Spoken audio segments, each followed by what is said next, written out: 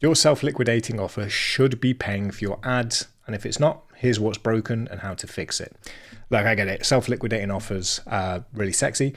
You've launched it, you thought it would cover the ads, at the very least break even so you can reach more people, but it's bleeding money. You're either losing a little bit or losing a lot of money by not getting people into the system. In this video, I'm going to go through the major tweaks that I look at when I'm auditing people's self-liquidating offers and how we can improve them.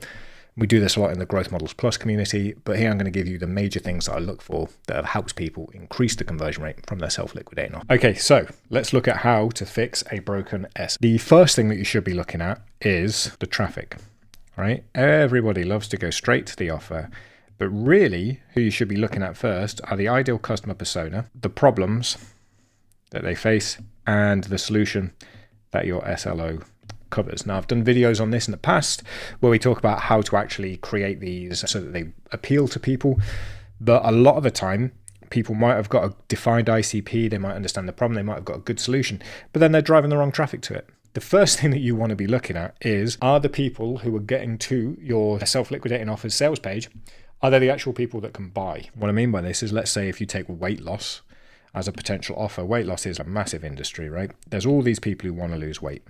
But within that, you got these people, they want to lose weight because they're going on vacation. These people over here are, maybe they're athletes and they just need to cut weight for a competition. Over here, it's just general health. Over here, these people have got some sort of dietary restriction and they need to lose weight in a specific way because they can't eat a certain type of food. There's all of these different cohorts within that big audience of losing weight, and you need to get really specific with the offer, but that all starts with who the person is, okay? And the right cohort, these people seeing your offer, or are you directing the more general audience? The more specific you can get with the offer, the more specific traffic that you can drive, usually will have a big impact. If the offer's good, if the sales material is good, it's usually that you're just driving the wrong people to it. Question number one, are you driving the right traffic to your offer? Is the traffic that you're driving the people that you're trying to help? If it is, and that's not the issue, next thing you want to look at is the actual offer, okay? Because sometimes the offer, it ties in with all of this up here. Sometimes the offer is too broad, and I'm going to give you some examples of what I mean by this. In a weight loss thing, it might be, I'll help you lose weight. And you're like, okay, great. You're going to help me lose weight. How are you going to help me lose weight? Why do I need to lose weight? What's special about the way that you help me lose weight? All of these things. How much weight am I going to lose? What's the timeline? A lot of the time, the offers are too broad. People are trying to appeal to all of these different people within that cohort, right? People who want to lose weight. These all have very different messaging, okay? How are you going to get from broad to specific? Well, you need to think about that audience, and the general format is new, easy, safe, big. This is the Carl Milligan format that I find really good. So you need to make the offer new, easy, safe, big, right? So what's going to be, let's start with big. How much weight? What is that transformation going to be? Nobody wants to lose 1 pound. If you can help them lose 10 pounds, if that's big for them, if they've never lost 10 pounds before, that's big. Could be 50 pounds if you're going after the sort of morbidly obese crowd. Is it safe? Is it tested? Will this work? Is there any risk involved in this? This might be a data-backed system. Is it easy? And it might just be that there's 3 simple nutrition shifts that they have to make, 3 things. And is it new?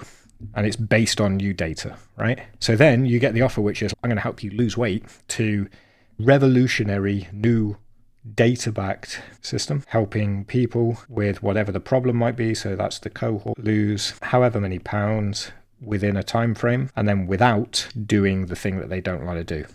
So here you've called out who the people are. This new revolutionary data-backed system is helping people with celiac disease lose up to 10 pounds within 3 months without having to exercise. That's way more compelling. And this is just off the top of my head. This is not doing any research on any audience. I've just plucked this out of thin air. And already that's way more compelling than, I'll help you lose weight. How? Who? Why?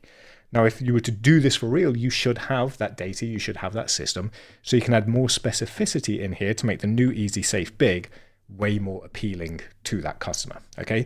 So once you've really narrowed down, if you have a very defined ICP, and you're really making sure that those are the people who are seeing the offer, does the offer actually speak to that ICP? If it doesn't, of course they're not going to buy.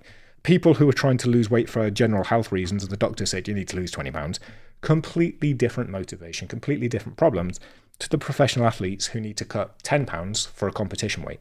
You can't have the same messaging for those two people. Just does not work. So that's the first two. Look at, are you directing the right traffic? Is the offer specific for them? Those two things alone solve most of the problems that I see with self-liquidating offers. It's all about that specificity. If it feels like it's speaking to them and solving their problems, they're going to be more intrigued and more likely to take the action. Next thing is the pricing. So I did a full video on the economics of this, but basically, if it's priced too low, it's going to feel cheap and you might not get people in. Even if they do buy it because you've given it a nice premium feel, it might not be able to cover the basic economics, which is your average order value needs to be greater than your cost per acquisition. So you need to make that work. If it's too high, there's too much resistance, people aren't buying. What you need to do here is you need to find the balance that's somewhere in the middle. Then you might be thinking, I'm never going to cover the ad cost with that, and that's where the system comes in. Again, I've done a full video on the pricing and the system, which is front end bump, upsell, up, and here, let's go 97. And that's how you actually cover the costs, okay? If you don't have that system in place, you're never really going to be able to cover the cost because ad costs have got so high now. You need to have something in there to raise that average order value. Okay, the next one is timelines. And timelines is, we've touched on it slightly up here, lose X pounds within this timeline. But it's not just about how long does it take them to go from where they are to where they want to be. With a self-liquidating offer, you can't help them do the whole journey. You're helping them do that first step. So it's speeding their results to here. But also, it's how long it takes for them to action. Well, it's actually consume and action. So if you create this massive thing that feels like it's more work for them to actually understand what you've given them than it is for them to just easily action it, there's a lot of resistance there.